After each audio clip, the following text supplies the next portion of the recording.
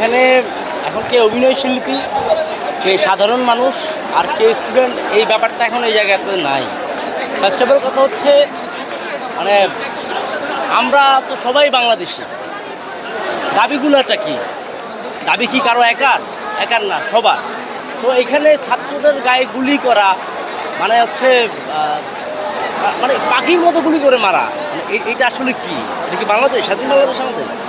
আমরা 1952 সাল দেখি নাই, আমরা 2024 সাল দেখতেছি। প্রতিটা সময় কিন্তু ছাত্র আন্দোলন থেকেই কিন্তু স্টার্ট হয়।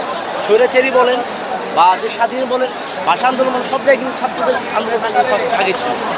তো আজকে আমি নিজে আসলে আমার নিজের বিবেক প্রশ্ন, মানে আমি আর ঘর থাকতে পারি না, ভালো লাগছে না, এটা অশান্তি, ঘুমাইতে পারি না।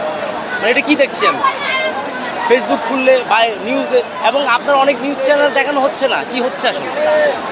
এটার কতদিন, কত বছর?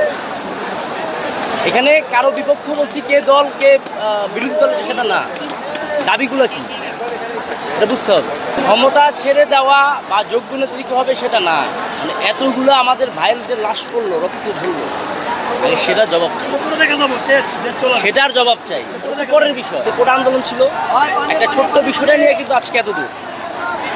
ওইটা যদি তখনই সমাধান হইতো, আজকে এতগুলা দাবি কিন্তু একত্রিত হইতো না। এখন আর সময় নাই।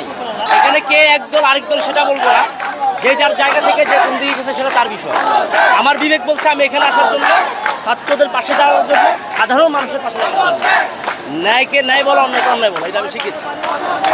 একজন অভিনয় শিল্পী তো আর এভাবে হয় না।